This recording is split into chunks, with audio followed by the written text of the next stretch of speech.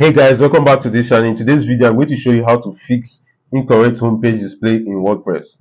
So maybe after installing a new theme you might be seeing your old default homepage. So in this video I'm going to show you how to fix errors like this. So let's go into the next step. The first method is installing LITESPEED cache plugin. So sometimes you might need to clear cache on your WordPress site in order to able to see changes in your browsers. It might not be only LITESPEED cache plugin. You can install other plugins like WP Optimize, Auto Optimizer, and other one WP Fastest Cache. You can install it also, but my favorite is LITESPEED cache plugin. So I'm going to show you how to set up this plugin. First, you go to plugins, then go to add new. When you go to add new, you search for LITESPEED cache.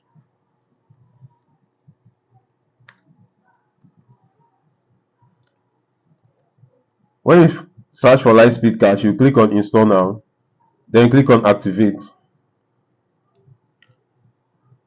When you activate this plugin, now I'm going to show you the simple steps on how to easily configure this plugin. A lot of people are finding how to configure this plugin. I'm going to show you how to easily configure it, and it's also going to boost your website performance. So the next step is just go to LITESPEED cache from your WordPress admin bar, then you go to presets. When you go to presets, you go to the advanced option which is recommended, then you click on apply presets. When you click on apply presets, this plugin is going to help you enable all the features you need in this plugin.